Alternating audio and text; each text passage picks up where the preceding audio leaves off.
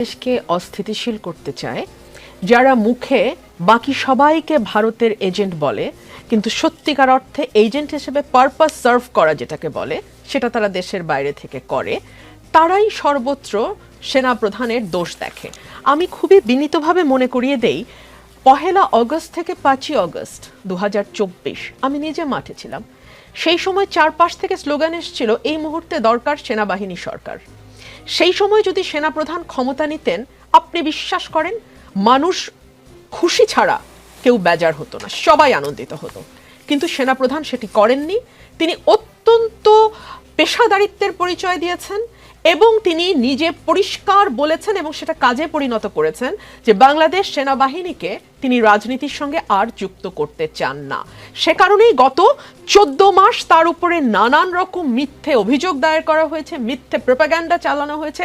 সেনাবাহিনীকে যে ভাষায় সামাজিক যোগাযোগ মাধ্যমে আক্রমণ করা হয়েছে, বাংলাদেশের জন্মের পর কোনো আমলে কারো সময় কখনো সেনাবাহিনীকে নিয়ে এই ধরনের চটুল, অসভ্য, সভ্যতা বিবর্জিত মন্তব্য অতীতে হয়নি, কিন্তু এখন হয়েছে।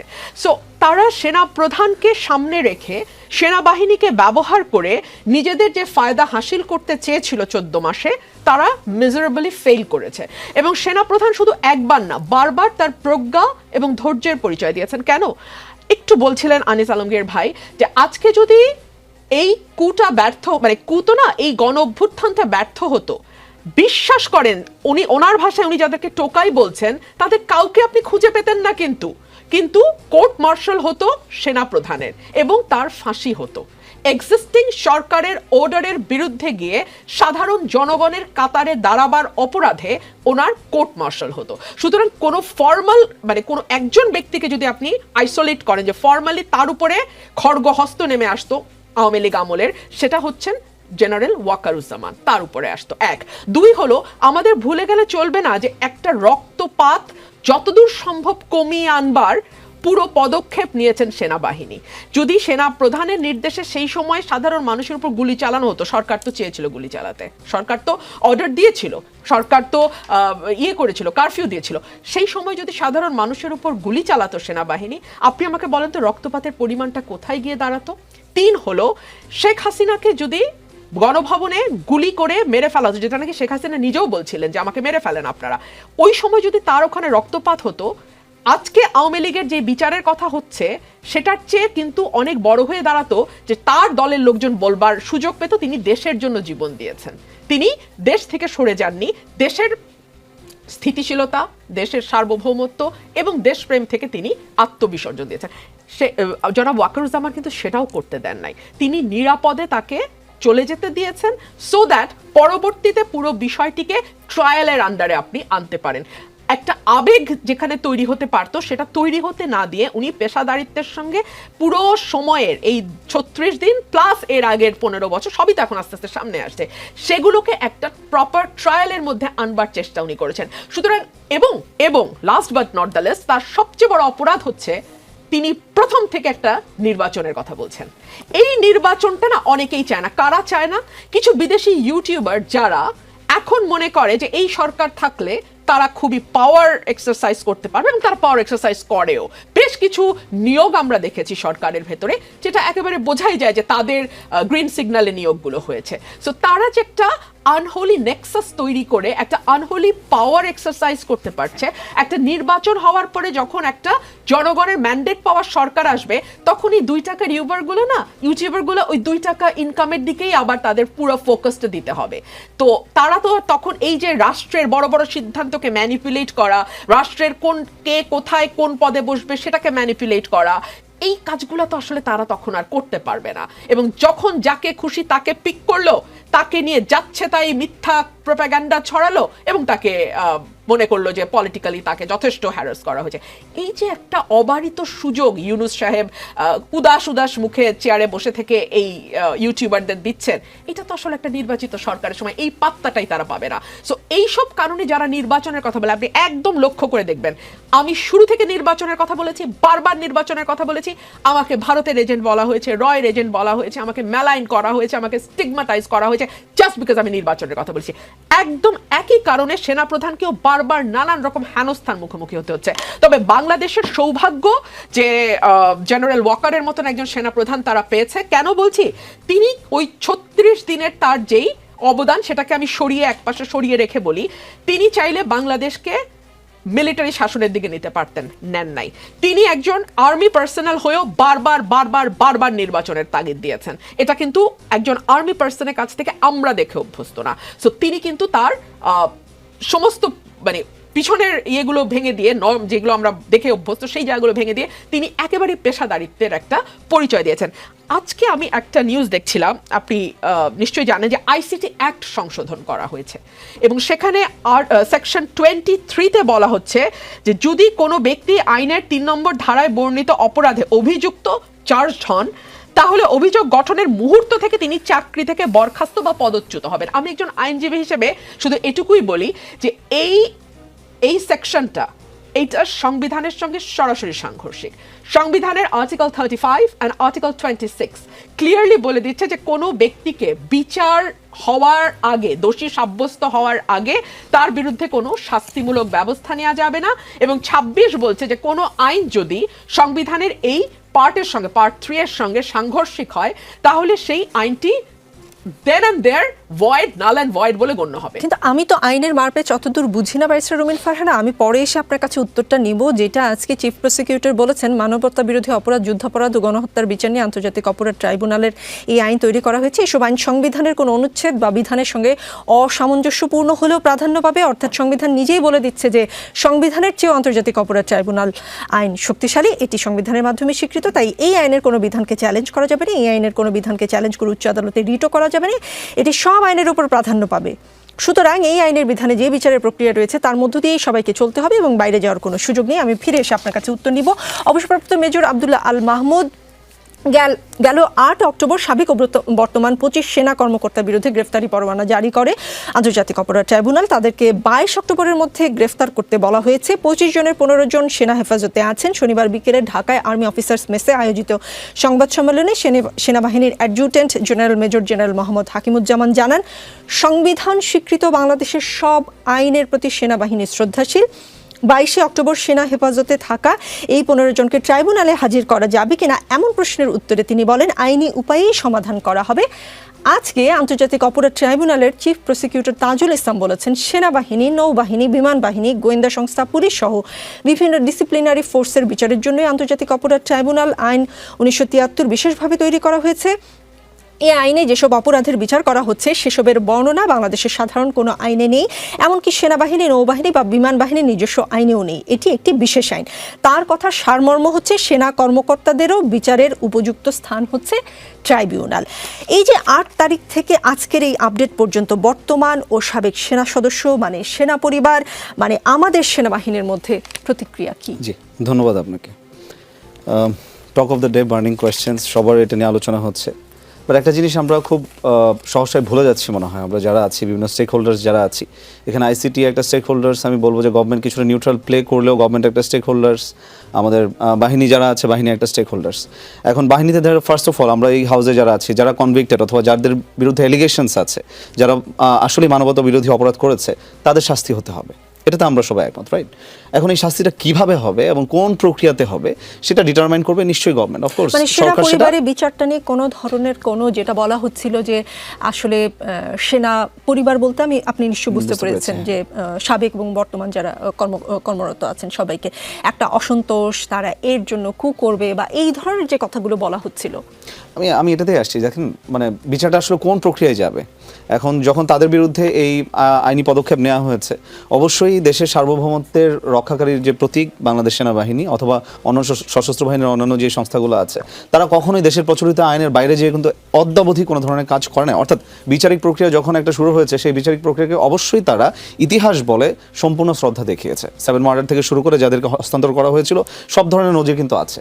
কিন্তু এখন এই 25 জনের যখন আপনার গ্রেফতারি পরোয়ানা জারি করা হলো, এখন আইসিটি ট্রাইব্যুনালে হঠাৎ করে কেন জানি তাদের মনে হয়েছে যে তাদেরকে কি সেনাবাহিনী দিবে না কিনা বা তাদের বিচার হতে দিবে না কিনা, মানে এটা হঠাৎ করে তাদের মনে হওয়া এবং হচ্ছে রাতে হয়তো বা মনে হয়েছে এবং সকালে এসে আপনার আইনটা চেঞ্জ করে ফেললো যে এই আইন মানবতা বিরোধী অপরাধের যে আইনটা এটা তৈরি করা হয়েছে আর্মি, নেভি, এয়ারফোর্স, গোয়েন্দা বাহিনী এবং পুলিশের সদস্যদের বিচার করার জন্য, যেটা আগে ছিল না। ওকে ফাইন, এটা 1971 সালে যারা মুক্তিযুদ্ধে মানবতা বিরোধী অপরাধী যারা ছিল তাদের জন্য করা হয়েছিল। এটার মধ্যে অন্য কেউ সংশ্লিষ্ট হতে পারবো না সেটাও না, অফকোর্স হতে পারবে, কিন্তু অল অফ এ সাডেন আপনি যখন ওভারনাইট একটা major inclusion in your clauses if you add, এটা কিন্তু একটা রিং বেল করে আমাদেরকে, বড় ধরনের রিং বেল করে।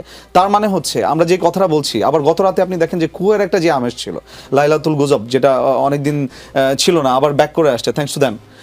বাট দেন স্টিল এটার সাথে কিন্তু কিছুটা কোরিলেশন আছে।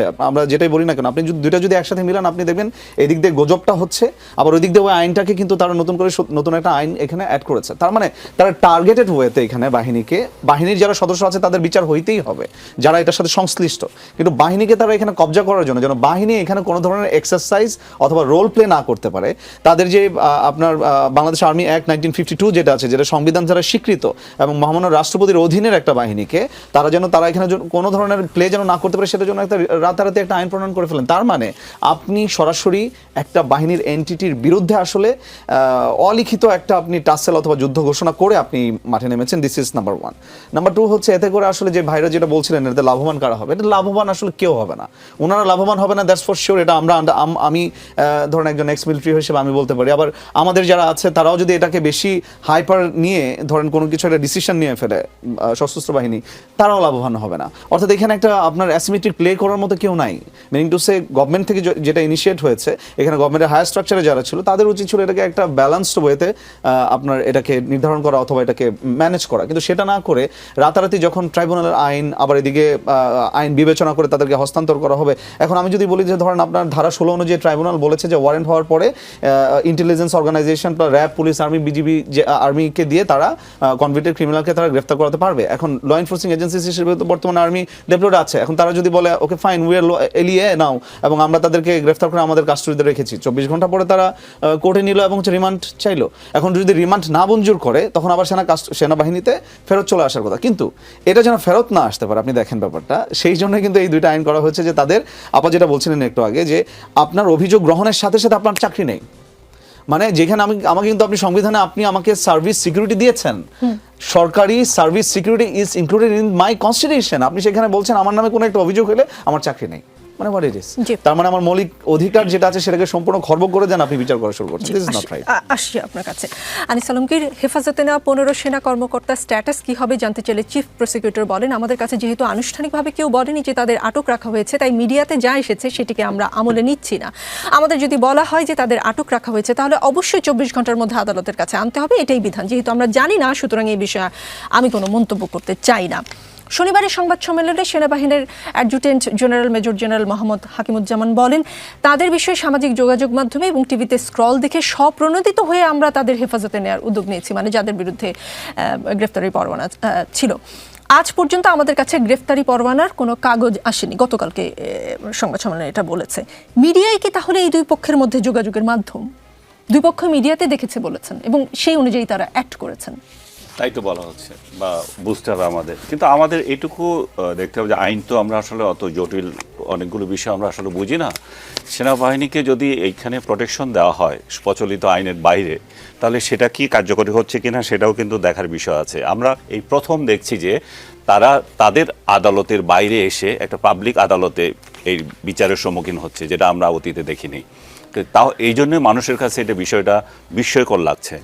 যদি রাষ্ট্রের আইন যদি এটা কভার করে যে তারাও সাধারণ জনগণের মতো তারা এখানে আসতে পারবে, তাহলে ঠিক আছে। আর তারা যেই প্রতিষ্ঠানগুলোতে চাকরি করে এই জিনিসটা কেউ বলছে না, ওই প্রতিষ্ঠানগুলোই তো তাদেরকে ওই প্রোটেকশন দিচ্ছে, এবং ওই প্রতিষ্ঠানগুলোর কার্যক্রম নীতিমালা এমন যে সে ওইভাবে অ্যাক্ট করতে পারছে। আমরা এখানে কিন্তু পার্সন খুলে দেখতেছি প্রতিষ্ঠানগুলো কিভাবে করছে। আমি যদি বলি, আমার দৃষ্টিতে 111 থেকে যেই ডিজিএফআই বলেন এবং অন্যান্য সংস্থাগুলো বলেন যাদেরকে অভিযুক্ত করা হয়েছে এই সমস্ত কাজের জন্য, সেই প্রধানগুলো থেকে শুরু করে অন্যরা, আমি তো দেখি 111-এ যে স্টাইলের সরকার চলেছিল, শেখ হাসিনা শুধু এটা কন্টিনিউশন ছিল, এটা নতুন কিছু হয় নাই।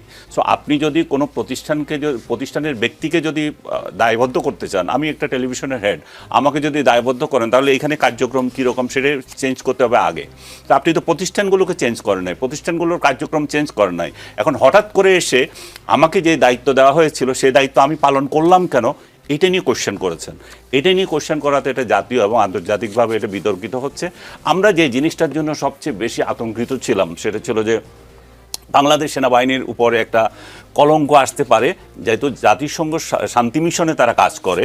এই শান্তি মিশনের কার্যক্রমে যেহেতু সারা বিশ্বে আমরা এত সুনামের সঙ্গে করছি, সেখানে যেহেতু কোনো আঘাত না লাগে, এবং সেই জন্যই কিন্তু 5 অগাস্টের সেনাবাহিনীর ভূমিকাতে সেই কথাটাও বলা হয় যে তাদেরকে বলা হয়েছিল তোমরা এটা করবে না, এটা করবে না, তোমরা এই ভূমিকায় যাবে না। সো আজকে যেই জায়গায় আছি আমরা, তাহলে আমাদের সেনাবাহিনীকে আমরা বিতর্কিত করে কি তাদের কাছে এই বার্তা দিতে চাচ্ছি যে দেখো এরা হচ্ছে কিলার, এরা হচ্ছে এরা হচ্ছে সেই, এরা গুমের সঙ্গে জড়িত? তাহলে আমাদের সেনাবাহিনীর সেই ইমেজ তাহলে আমরা কোথায় নামাচ্ছি? জি,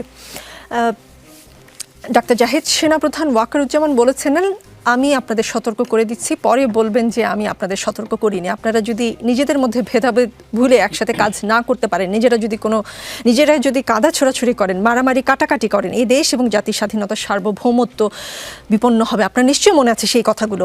মানে আপনার কি মনে হয় বিভিন্ন স্টেক হোল্ডাররা তার সেই সতর্কবাণী ভুলে গেছেন? ধন্যবাদ। আমি আসছি তার আগে একটা জিনিস, আপনি আনিস ভাইকে আগের দফায় জিজ্ঞেস করার সময় আমাদের প্রেস সচিবের একটা বক্তব্য বলেছিলেন যে আর কারো বিরুদ্ধে গ্রেফতারি পরোয়ানা জারি হবে না। একটা খুবই উদ্ভট কথা। মানে ধরুন যাদেরকে নেওয়া হলো তাদের তদন্ত হবে, তাদের জিজ্ঞাসাবাদ করা হবে, তাতে আরও অনেকের নাম বেরিয়ে আসতে পারে।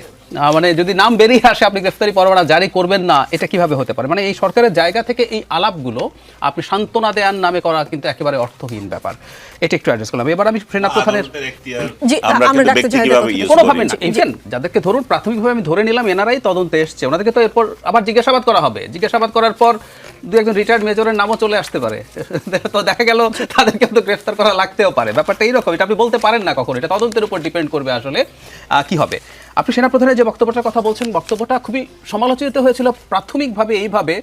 মানে আমি আপনাদেরকে বলছি, মানে একজন সেনাপ্রধান যখন এইভাবে কথা বলেন, ওনার এই ঢংটা নিয়ে সমালোচনা ছিল, কিন্তু আমরা আস্তে আস্তে বুঝতে পারি উনি আসলে মোটামুটি এটা ওনার কথা বলার স্টাইল। কিন্তু উনি যে কথাটা বলেছিলেন এটা একেবারেই সত্য, এবং উনি যে দায়িত্বের মধ্যে ছিলেন, এখানে একটু বলে রাখা ভালো, বাংলাদেশের 5 আগস্ট পরবর্তী সময়ে সেনাপ্রধানকে প্রজাতন্ত্রের কর্মচারী বলবো আমরা বটেই। উনি প্রজাতন্ত্রের কর্মচারী, উনি নির্বাচন নিয়ে কেন কথা বলবেন, তিনি এভাবে কেন কথা বলবেন, তিনি প্রকাশ্যে কথা বলেছেন এই ধরনের, এবং মাঝে মাঝেই তার বক্তব্যে কিন্তু মনে হয় উনি একটা ডিফারেন্ট এন্টিটি, উনি তো সরকার আসলে ইন্টিগ্রাল একটা পার্ট।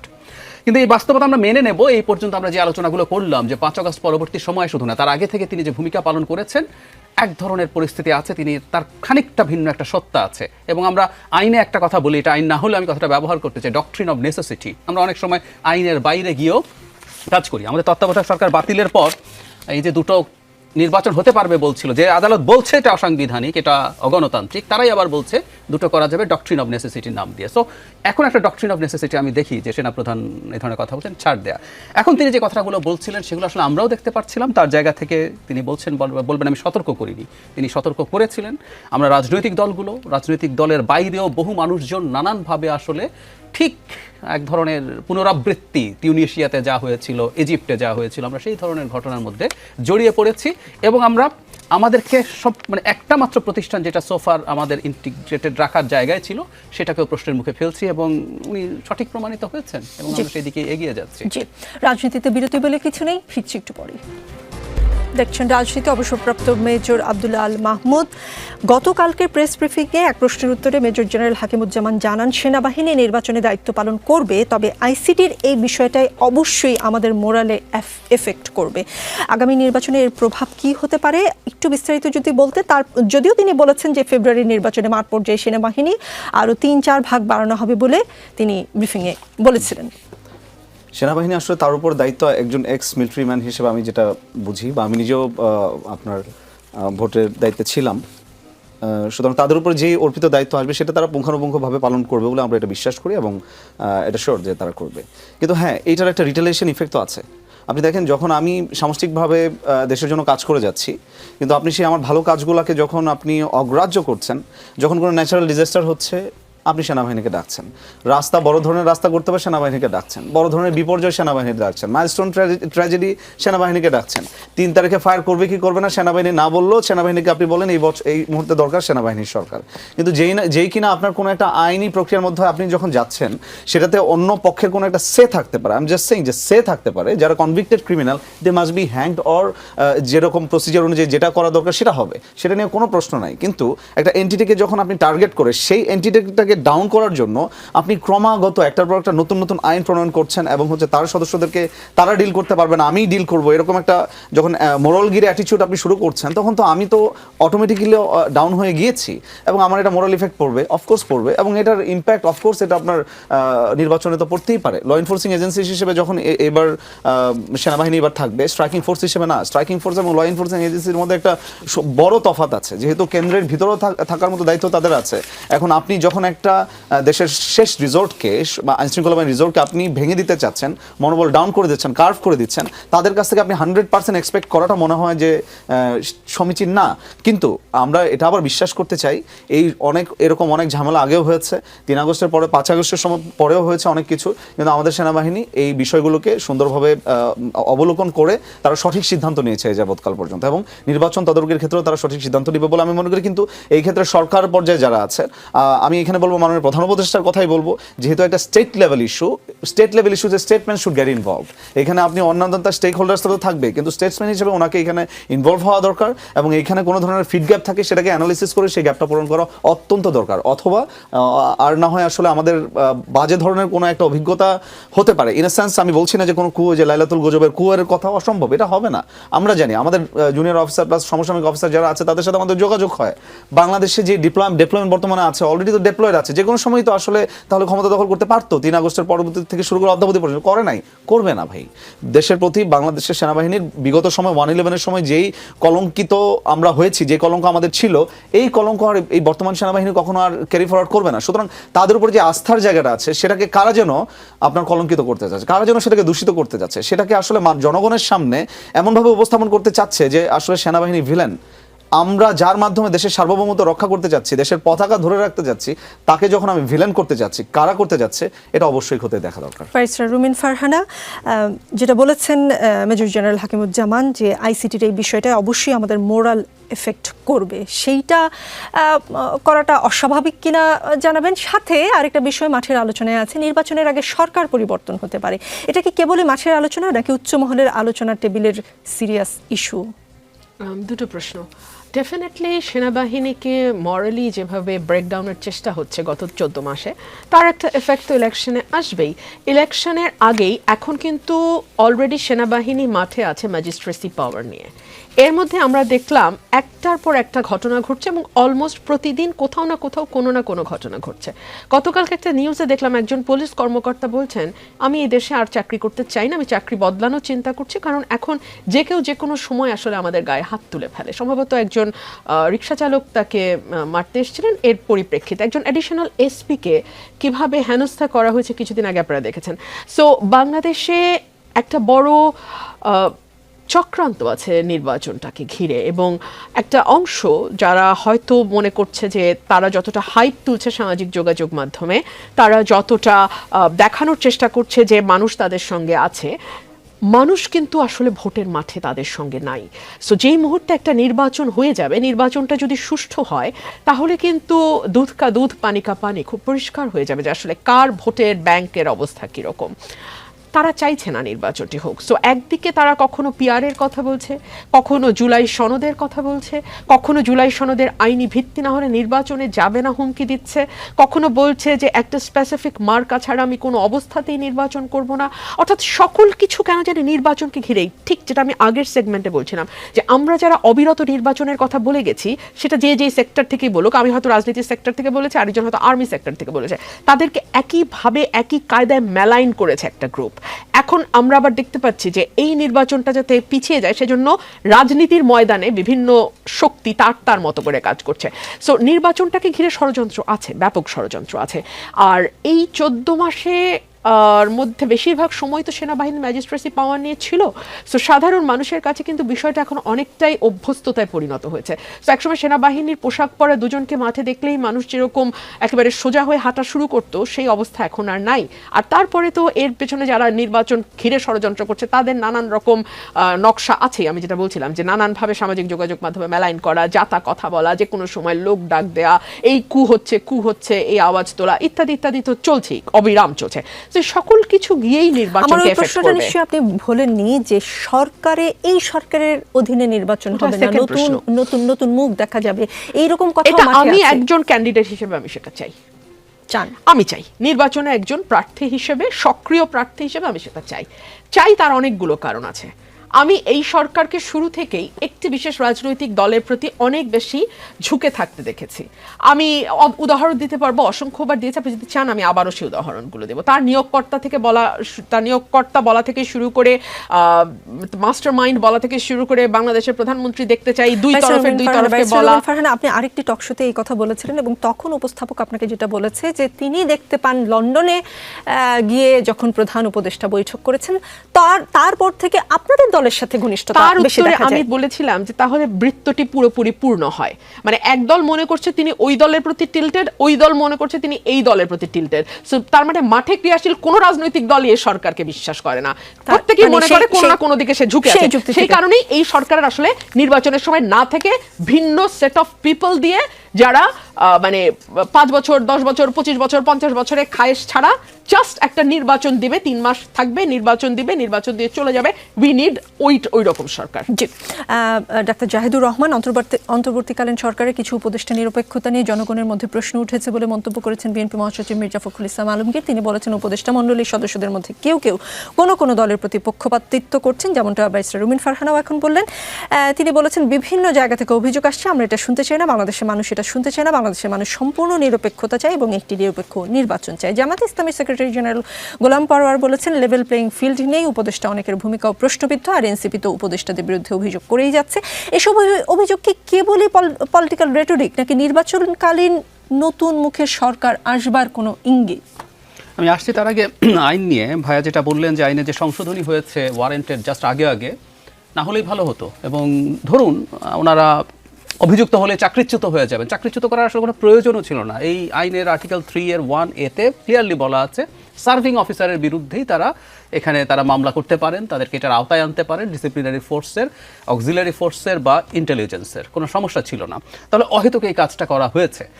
যদিও এই আইনটা নিয়ে এই আলাপ আছে আমাদের কনস্টিটিউশন আর্টিকেল 47-এ অনেকগুলো আইন তালিকা দেওয়া আছে, এই সংক্রান্ত আইন আমাদের ফান্ডামেন্টাল রাইটস যদি ভায়োলেটও করে সেটা বাতিল হবে না। সুতরাং সরকার যেটা বলছে, সরকার এটা আসলে সাংবিধানিকভাবে করতে পারে এটাকে। কিন্তু আমি আবারও বলছি, অহেতুক এই জিনিসটা করার কোনো প্রয়োজন ছিল না, করে এটার বিতর্ক তৈরি হলো। এবং আমি এটাও একমত, একটা বাহিনীর তারা তো সার্ভিং অফিসার্স ছিলেন, সেই সার্ভিং অফিসার্সের সাথে এক ধরনের নেগোসিয়েশন হতে পারতো যে তারা সেনা আইনে তাদের কাজ এই অপরাধী ডিল করা যায় কি না।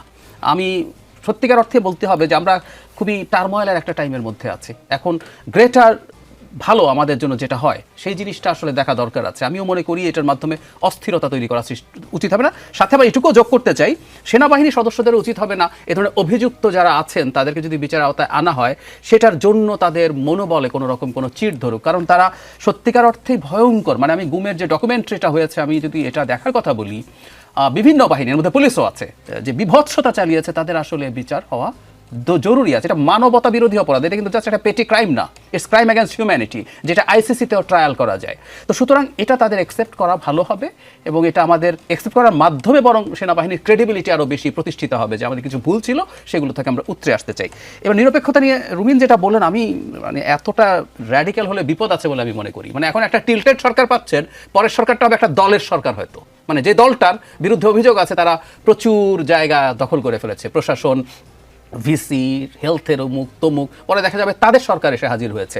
এই সরকারের নানান রকম অদক্ষতা আছে এবং এই সরকারের কিছু কিছু ক্ষেত্রে বায়াসও আছে, এটাও ভুল না। কিন্তু আমি মনে করি নির্বাচনটা মোটা দাগে এই সরকারকে দিয়ে হওয়া উচিত, মাইনাস দুই ছাত্র উপদেষ্টা থাকা কোনোভাবেই উচিত না, কারণ it's a very popular perception. এটা আমরা অ্যাক্টিভিস্টরা বলছি তা না, ডক্টর ইফতেখারুজ্জামানের মতো সিভিল সোসাইটির খুবই প্রমিনেন্ট মানুষও ক্লিয়ারলি বলছেন যে এনসিপির সাথে তাদের এই দুজনের অ্যালাইনমেন্ট তারও মনে হয় তো সরিয়ে ফেলে। একজন উপদেষ্টার সাথে তো বিএনপির অ্যালাইনমেন্টের খবর পাওয়া যাচ্ছে, তার পিতা যেহেতু বিএনপির একটা পদে, ছোটখাটো হলেও একটা পদে গিয়েছেন। আমার কাছে ব্যক্তিগতভাবে মনে হয় আর কি যে পিতা পদে যেতে পারে, কিন্তু যে দুজনের কথা বলা হচ্ছে সেই দুইজন আলটিমেটলি তাদের ব্যাপারে যথেষ্ট তথ্য প্রমাণ, যেমন ধরুন একটা ছোট উদাহরণই দিই, আসিফ মাহমুদ সজীব ভূঁইয়া নিজের কনস্টিটুয়েন্সিতে 450 কোটি টাকা বরাদ্দ দিয়েছেন। উনি আবার হাসনাত আব্দুল্লাহর কনস্টিটুয়েন্সিতে ওই উপজেলায় 350 কোটি টাকা বরাদ্দ দিয়েছেন। বাংলাদেশে 6টা জেলা আছে যেখানে 13 থেকে 17 কোটি টাকা জেলাতে বরাদ্দ হয়েছে। সো উনি ওখানে দিচ্ছেন কেন? এবং আমি আপনাদেরকে আবারও অনুরোধ করি, আমি এটা বহু জায়গায় বলেছি, আপনারা যদি খোঁজ করেন এনসিপির পটেনশিয়াল যত ক্যান্ডিডেট আছে প্রত্যেকের উপজেলায় এলজিআরডির যে বরাদ্দ আছে সেটার ক্ষেত্রে আপনারা বিরাট বরাদ্দ পাবেন, আমি গ্যারান্টি দিচ্ছি, আমি না জেনেই বলছি, আপনারা একটা ইনভেস্টিগেট করলে পেয়ে যাবেন।